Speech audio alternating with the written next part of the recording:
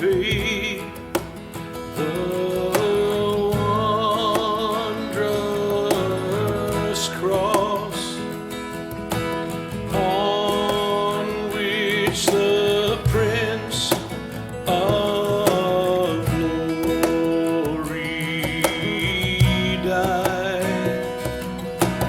My richest gain I count but loss, and pour content on all my pride.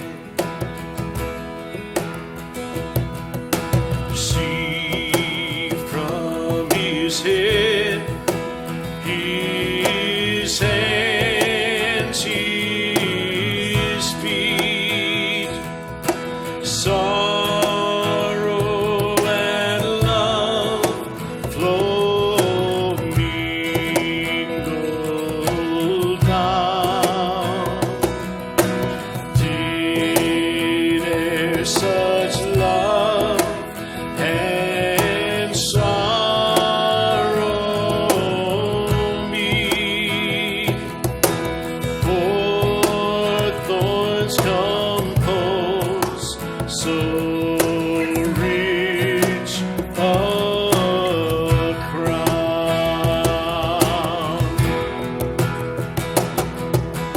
Were the whole realm of nature mine,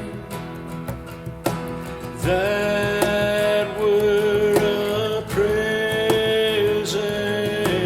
far too small. Love so amazing, so divine, demands my soul, my life, my own.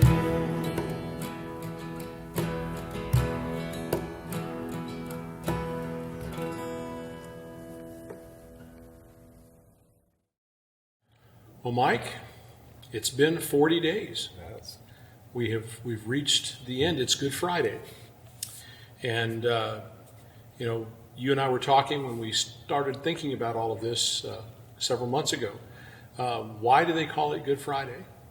And our research has shown that they do that because it's the outcome. It has to do with the far-reaching, eternal outcome that comes out of this Friday, not the event that happened on the Friday. So that's the reason. And, it's kind of great that everyone who calls upon the name of the Lord can come and can be assured of a relationship with God because of the work that was done on this day. So let's just spend a few minutes and let's talk through the 7 phrases, the 7 concepts that Jesus brought to our attention as he was hanging on the cross. And so the first one was forgiveness. Yes. The first one was forgiveness. That was one that, if you watch the videos, many of you probably did, I started that one. But just forgiveness, just as kind of a nutshell, the thing that I remember about talking about it, or even just kind of looking up the verse or researching about it, it's really the emphasis that our strength and forgiveness is from Jesus. Our strength and our forgiveness is from God. And that was to me one of the whole points of Lent, because in Lent you're supposed to sacrifice something, you're supposed to give something up. And honestly, Christians are supposed to be fasting more than we probably do. I think it's one of the disciplines that we kind of, sweep under the rug a little bit sometimes, but fasting is supposed to be a regular We do thing. fast food. Yeah, exactly. Yeah. But I think fasting is one of those things that we're supposed to do more often, because that's one of the physical it helps us physically remember that we're weak. You go without food for a day or two, you feel it. You feel weak, you feel tired, you feel irritable, you feel all those things. And when we fast as Christians, it helps us remember that without God, we're weak, and that weakness is very evident when we fast, when we sacrifice something, when we give something up. And along with the strength, it also comes with the forgiveness that yeah, we can't achieve this on our own. We're not strong on our own, and we can't achieve forgiveness on our own. And so that was the first phrase that we talked about, was forgiveness, when we started this whole thing. Well, and the other side of forgiveness is that we who have been forgiven need to be very quick to offer forgiveness to the people that offend us, that I hate to use the word sin against us, but who act in a way that harms us or hurts our feelings. And so, Jesus is hanging on the cross, and he's got two thieves, one on either side. One is mocking him, telling him, if you're so great, why are you here? And the other one is like, okay, Jesus, what have you got to say? And how do I come into the presence of God? And that promise that Jesus gave, that today you'll be with me in paradise, to someone who probably was guilty. Mm-hmm. He never said he wasn't. He never said that he said, Jesus, you're up here unjustly. I am, I belong here. And so we need to remember as we forgive the people around us, that in doing that, we also are granting them access to considering the gospel, to considering that forgiveness from God is also available, because that's part of our Christian walk and our Christian relationship. Now, would Jesus have granted salvation and said the same thing to the thief that was mocking him? Absolutely. But the thief that wasn't, he was prepared. He was seeking something, and Jesus met that need in his life at that time. And if anyone ever died peacefully on a cross, I bet that was the guy. Yeah. Well, and along with that, I think it's also, to me, when we're talking about salvation, it was also important to me that Jesus up on that cross was willing to offer salvation to that person who was probably hanging up there justly, because I think it's a reminder to us as Christians, as believers, that it's not really, salvation isn't ours to keep from other people. It's not our job to determine who's worthy, who's not. Oh, well, you're a criminal. Oh, you've done this. Oh, you've done that. You don't get to be saved. It's like, that's not our call. Mm-hmm. And now I understand we're human. Jesus was perfect. Jesus was fully man but fully God, so he was perfect. I get it. Sometimes it takes us a little longer to get there. Sometimes, like, we can be wronged and it hurts us, and it takes us time to forgive and to get there. But ultimately, it's not our call to determine who's worthy. Oh, you've done something wrong. You don't get to know Jesus. I'm not going to tell you about Jesus. It's like, no, they get to know. Jesus wants them to know. Even up on the cross, he's saving people. He's offering salvation. And that kind of takes us into the next word, the next phrase, which was relationship. Because again, we're talking about Jesus hanging up there on the cross, offering salvation, but also in that moment, or while he's hanging up up there on the cross, he is approached by his mother and his disciple, John, and he really just wants them to be taken care of. That's the one where he's telling the disciple, this is your mother, and telling the mother, this is your disciple now, and to make sure that they're taken care of. And that to me is just such a powerful moment, because if you watch the video, if you guys watch the video, that Seth was the one who talked about that one, and he mentions that loving people the way Jesus did isn't just about telling them. It's not simply inviting them to church and then you're done, or telling them the gospel and then you're finished. It's loving them. As Jesus was dying and hurting and obviously uncomfortable and stressed and everything else, he still wanted to care and make sure the people he loved were cared for. That's kind of our goal when we love people. We're supposed to love people like ourselves.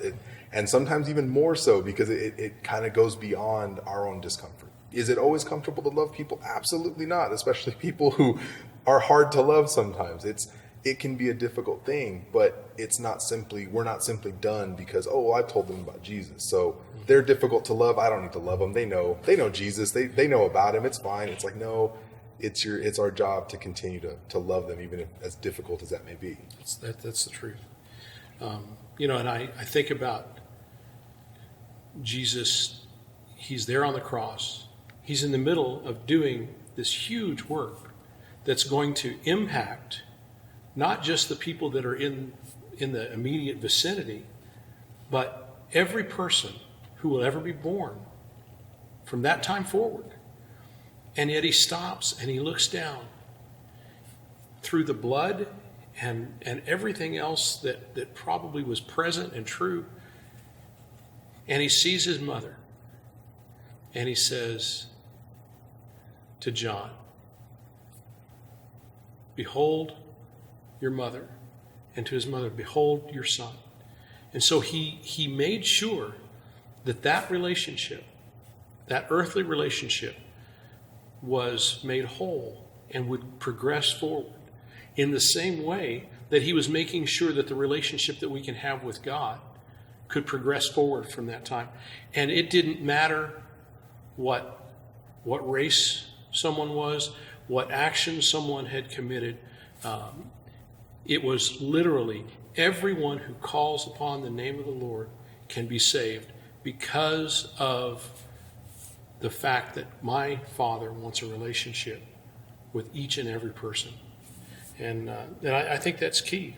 So the next word after relationship, it's really different because the next phrase was abandonment. And that was one you actually covered. And to me, that video was important, and that video was very just appropriate also, because I think during this time, especially in this pandemic and all the other issues that has kind of brought up over the last year or so, it is easy for Christians to feel abandoned. It's easy for anybody to feel abandoned, but us who are Christians who hold on to Jesus, who hold on to God, it's easy for us to kind of turn and be like, well, where are you? What are you doing? What is going on? But in your video, you did touch on that it's not the same thing. God hasn't abandoned us because we're dealing with the consequences of sin. And unfortunately for us, we're always dealing with the consequences of sin. Whether you think you're a good person or not, that's kind of irrelevant. We live in a broken world. Like, the entire world is just broken by sin. We are all broken by sin.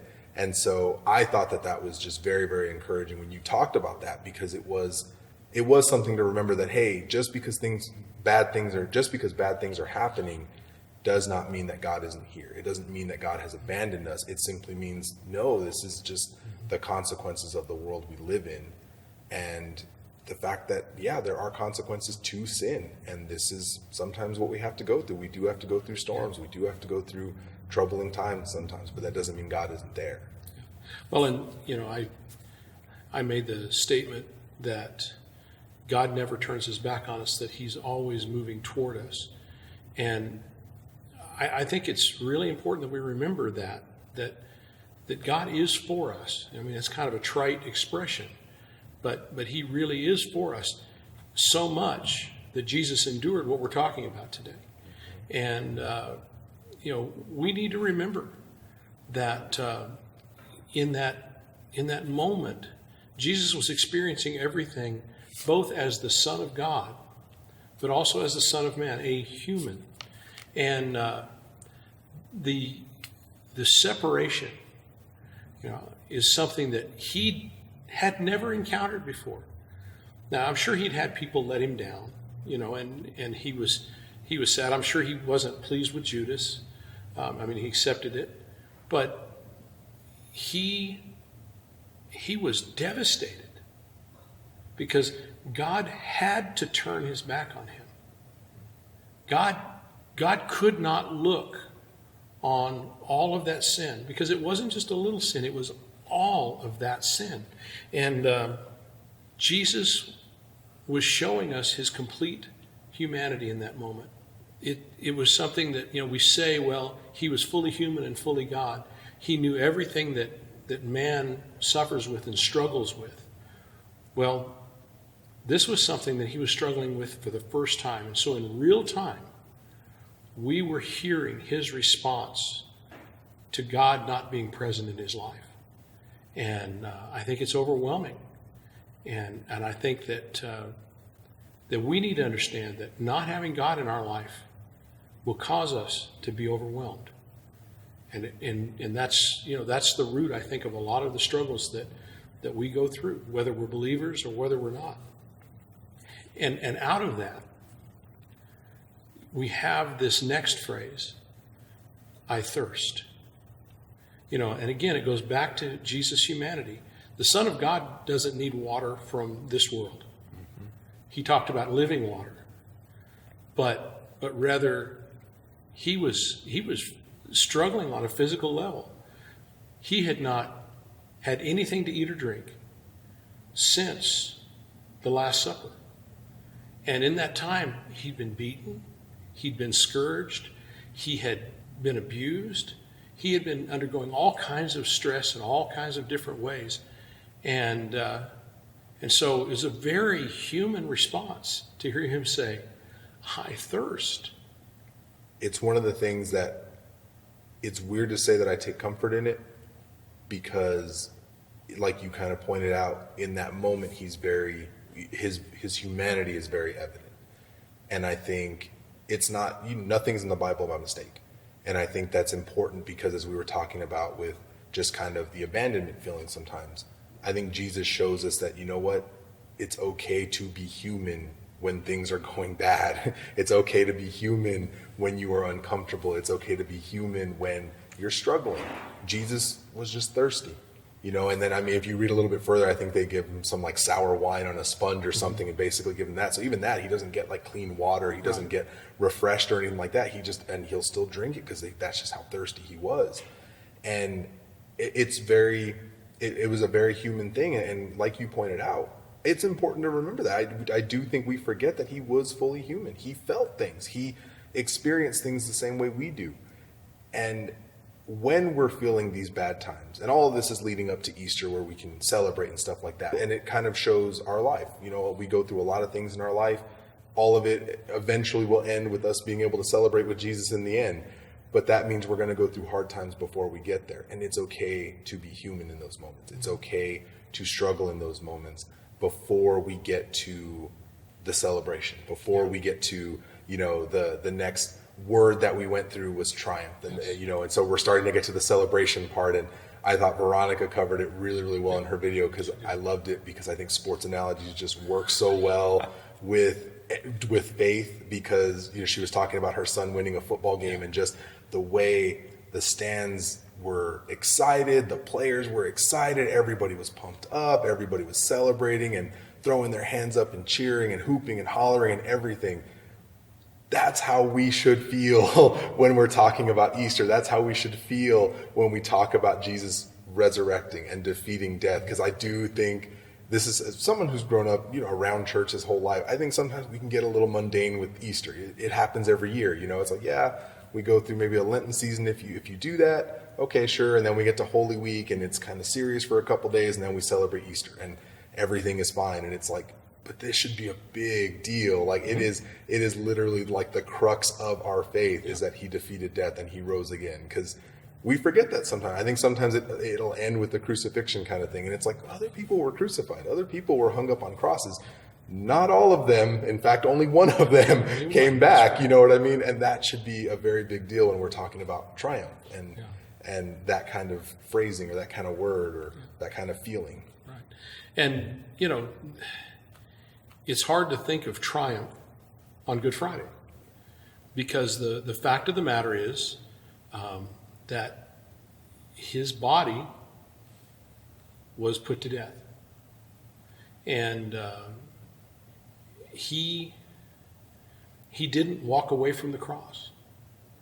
He was carried away. But he didn't falter. At no point did he look up to the heavens and say, can we push pause? Can we come at this another way, God? Because this is really hard. He persevered. He showed us in a very poignant way that knowing the truth is more important than acknowledging the circumstances around you. I mean, there is no way that people would look at those circumstances and say, well, now there's a triumph. They look at, well, that, he was just defeated. He was blown away. The thing is, to use your, allude to the sports analogy, it was just the third quarter. The game wasn't over yet. And the home team was down, but they weren't out.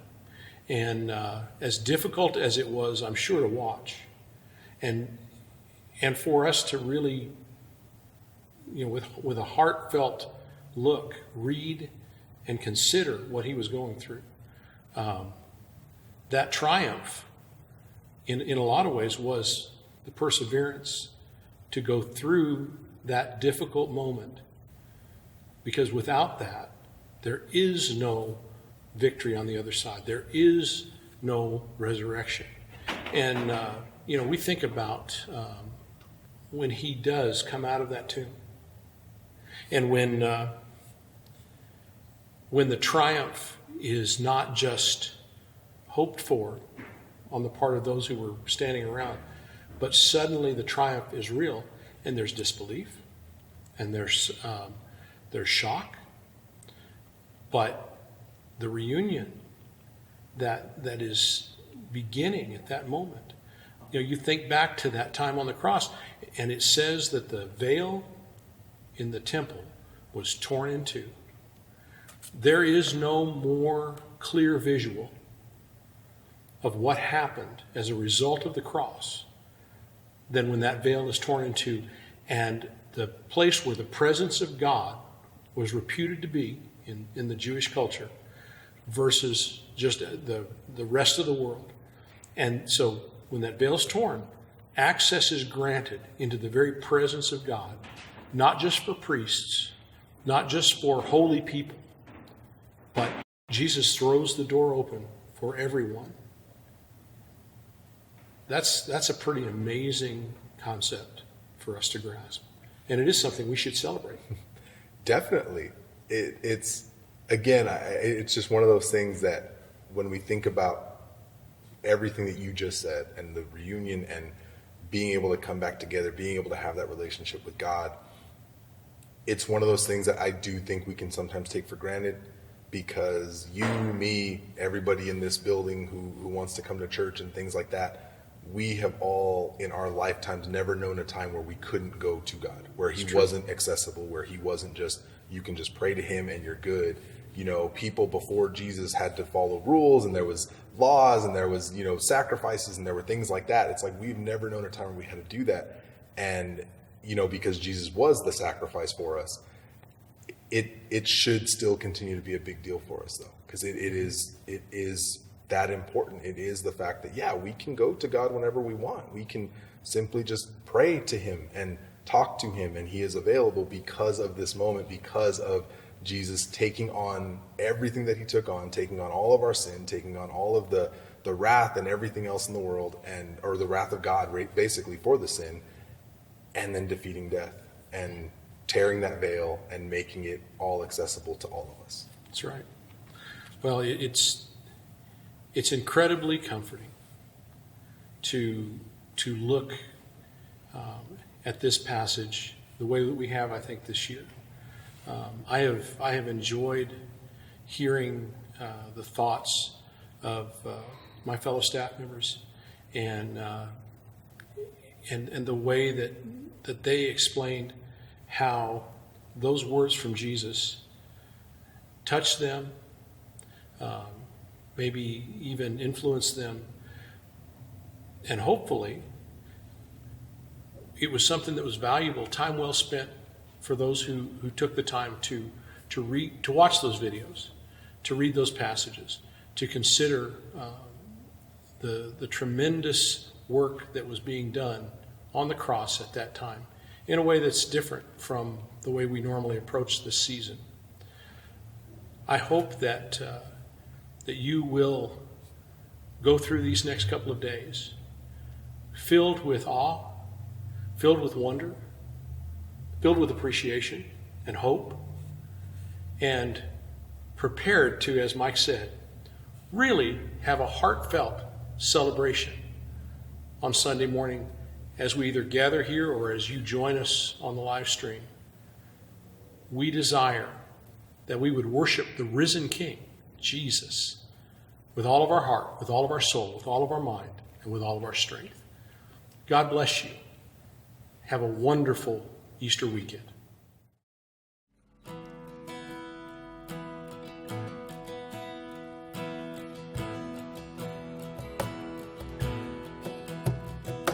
May